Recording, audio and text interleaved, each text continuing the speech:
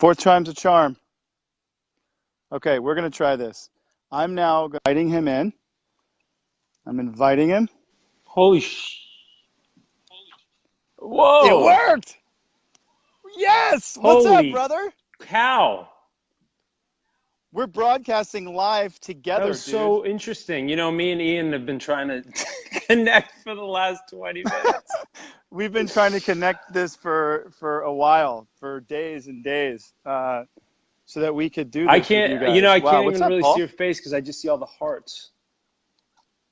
Your face, I know you your have lots of face hearts. just says hearts flying through it. You should take a Actually, I little will, but screen cap. I'm afraid if I lose connection. All right, I'm Yeah, we not don't doing want it. to I'm do not that. touching it. So this is this incredible technology that Facebook has put together, and it's allowing us to talk live. I'm now with my brother. I'm in the North Georgia woods, and I What don't do know you? where Paul is. Are you in No, LA? I'm Are in. you I'm in? in Atlanta. What are you doing in the Okay. woods, man? So just to get out and clear my head, man. But God, I'm so stoked we made this Ian's work. lost. He's in the woods wandering. He's lost his mind. He's decided to flee. I'm so freaked. I know. You're so Well, afraid. I figured if I go north, I can get to Yeah, you're Canada. so afraid of what might happen that you're just I'm so he's afraid of just what might walking. happen. But He's not listen, even driving. No. I'm just walking. I'm not even driving. I don't even have a car. Um, but Paul and I really wanted to have this kind of last conversation, sort of as a last ditch effort to anyone who's feeling, you know, disgruntled about this election, or people that don't want to go to the polls, people who are registered, people who are in line and still freaked out. I think we just wanted to say, listen, Paul, Paul, you were born in when, 82. 82? I was born in 78, so at the end, so I'm only about 3 years off from what we consider the millennial generation. And Paul and I Wait, talk and did about I this all make the the time. cutoff? No, you're right. You're at the very beginning of millennials. I'm just pre-millennials. Well, but the big problem is millennials I are know, I know. we're, and I am a part of that, but they're disgruntled, and a lot of people wanted Bernie, and they think they're going to go vote for Gary Johnson or Jill Stein. And the only problem with that is, yeah, I know you want a revolution. I think that's cool. The problem is, if you do that, you are unfortunately voting for Trump.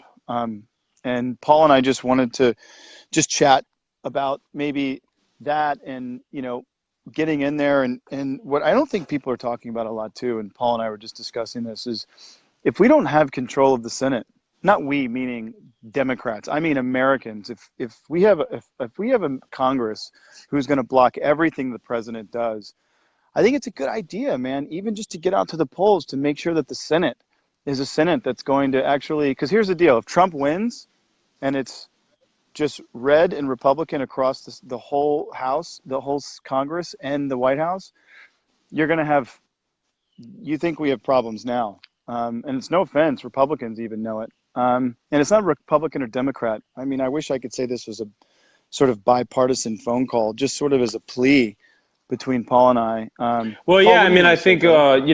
that's exactly it. A lot of people are feeling a little apathetic and kind of like real, not too enthused about the election, and I think it's important Yeah. for people to understand that get up, get in line and do it, because you're going to regret it when you get old and you look back, and historically you want to be a part of this, and I think we do need to try to regain the majority. So that we can pass incredible laws, such as I mean, and Laws. Ian's so passionate about the environment, and I think we're not going to be able to achieve anything if the Senate is not controlled. And so that vote that you think doesn't matter, it really does. And so It really does matter. And millennials too, especially, man. Move here. No, millennials too. Look, I've done a lot of market research, and millennials, we want something for our vote. We want something for our donation. We want something. And I think the intangible component of this is, if you get out and vote, because millennials just don't want to go. They're upset. Um, and there's There's no Amazon to bring the vote to you. That's way past. We just got to get out in those polls. And, you know, the people who are in line right now watching this, laughing while people look over their shoulder, if you are in line, just remember,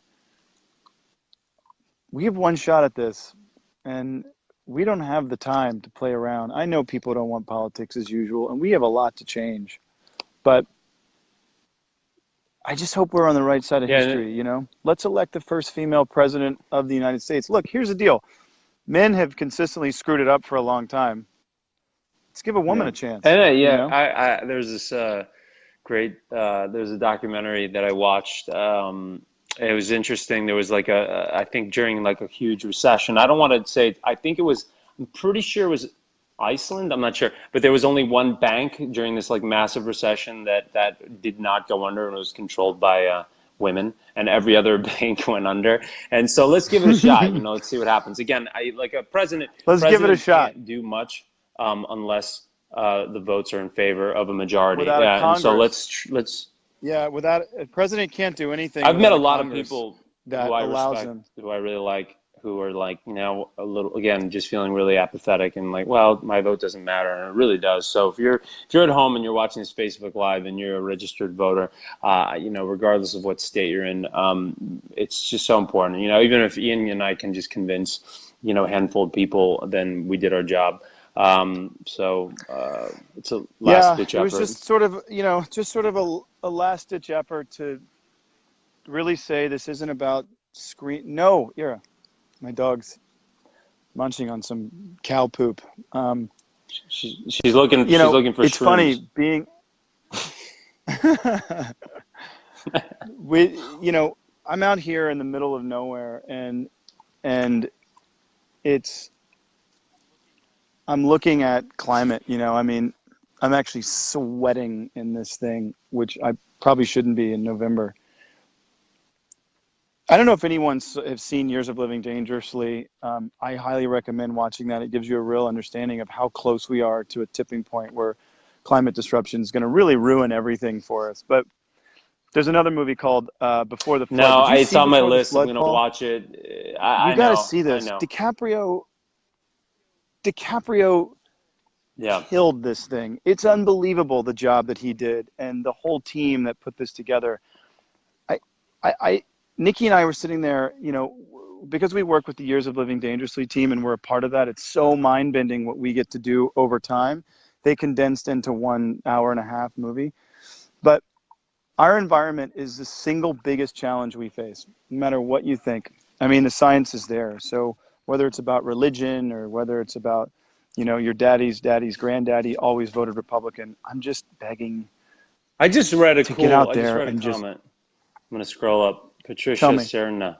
I am not a U.S. citizen or anything, but I want to stress the fact that since the U.S. has a lot of power globally, whatever the U.S. does affects other countries also. Your vote echoes globally, and I think that's really great. And I agree. You know, the U.S. is a world leader, and you know, what a shame. Wouldn't it be insane if we just sort of backed out of the Paris climate talk, that whole Well, agreement that we worked so I'll hard tell to you, achieve? Donald Trump will do that Yeah, immediately. Donald Trump thinks climate change is a hoax, and he'll pull us out of the Paris Agreement. He'll open up coal-fired power plants again. He's just going to yeah. shoot us back about And you know, 25 it's years. crazy. There's all these. And I just not willing to It's do that, unprecedented. We man. have all these countries. We're all working together globally to try to achieve something, and then suddenly we have this guy coming in and saying, "Nah, this is a hoax. You know, this is BS." Meanwhile, you know,